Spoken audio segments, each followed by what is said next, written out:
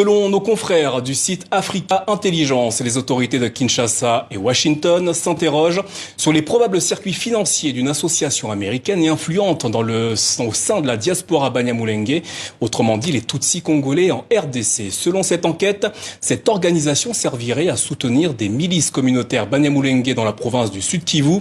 Pour en savoir davantage, nous recevons un des journalistes d'Africa Intelligence, Olivier Liffrand. Bonsoir et merci d'être avec nous. Vous signez cette enquête avec Antoine Roland. L'organisation communautaire Maoro Peace Association est au cœur de ces investigations. Pourquoi avez-vous enquêté sur cette structure ? Alors en fait, on s'est rendu compte qu'il y avait de la part de Kinshasa comme de Washington l'intention, le soupçon, on va dire, qu'il y avait des flux financiers entre cette association et un groupe armé qui opère dans la zone des hauts plateaux, dans le sud Kivu. En fait, c'est une province qui est dans l'est de la RDC. Et petit à petit, on s'est rendu compte en fait que depuis au moins 2020, les services de sécurité congolais comme les services de sécurité américains, notamment le FBI, en fait, avaient connaissance justement d'informations, d'éléments d'information, parce que voilà, la chose n'a pas été judiciarisée pour le moment, qui indiquaient justement de probables transferts d'argent justement entre cette association qui est basée à Dallas et ce groupe armé qu'on appelle les Twirwaneho. Voilà. D'où viennent les fonds en question ? Alors les fonds en question, en fait, ils sont collectés, c'est au travers d'un maillage assez serré du territoire américain par l'association au travers de ses membres, en fait. Et ces membres sont issus de la communauté de la diaspora Banyamulenge qui s'est installée aux États-Unis ces dernières années. Alors une fois collectés, comment ces fonds sont-ils répartis ?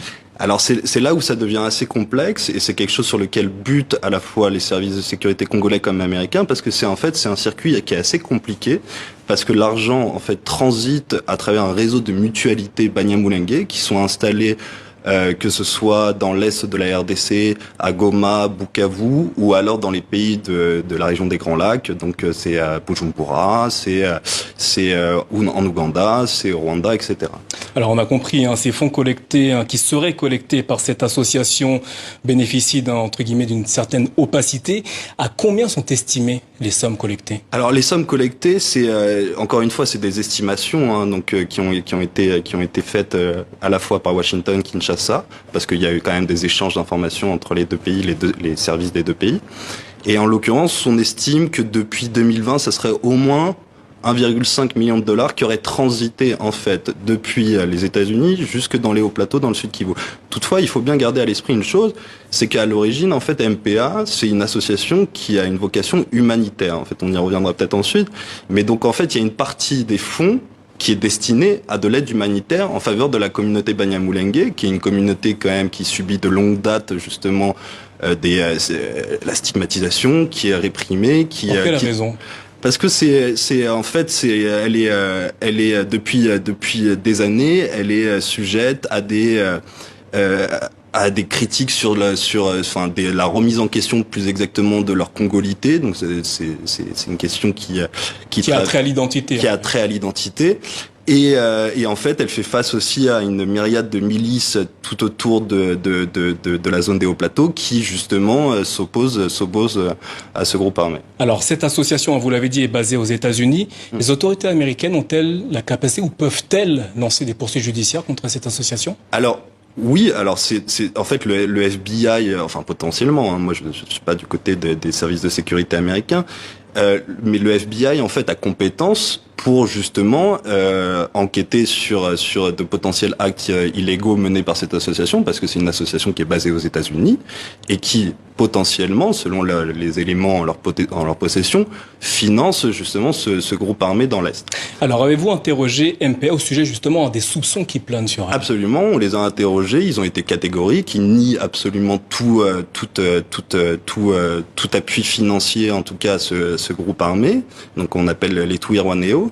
Et en fait, il est important de préciser que c'est plus exactement à une frange des Twirwaneho qu'on appelle le groupe Makanika, qui est emmené en fait par un ancien officier de l'armée congolaise qui a Michel Rukunda alias Makanika. Voilà, qui est cet homme précisément? Bah justement, c'est un ancien officier supérieur, donc des FARDC, donc de l'armée congolaise, et qui a fait défection, qui a fait désertion en 2019 pour rejoindre la communauté Banyamulenge. Et en fait, il a commencé à structurer ce groupe jusqu'à en faire justement un groupe armé. Parce qu'à l'origine, les Twirwaneho, c'est un groupe d'autodéfense en fait. C'est un groupe qui s'est constitué justement pour se prémunir des attaques des autres milices Maï-Maï qui les entourent. Alors, d'après votre enquête, est-ce qu'il pourrait exister des liens entre le MPA et certaines personnalités politiques en RDC?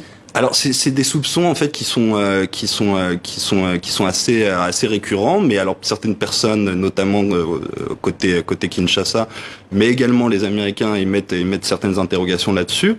C'est des liens avec un député national qui s'appelle Moïse Nyarugabo, pardon, excusez-moi. Et ainsi qu'un ancien ministre et un ancien vice-président de la RDC qui s'appelle Azarias Ruberwa. Tous deux ont été contactés par Africa Intelligence, nient absolument tout lien dans l'organigramme, on va dire, de MPA, mais ils reconnaissent qu'ils ont des liens amicaux, familiaux avec ses adhérents. Olivier Liffrand, merci d'avoir répondu à nos questions au sujet de cette enquête à lire sur le site africaintelligence.fr. Merci à vous. Merci.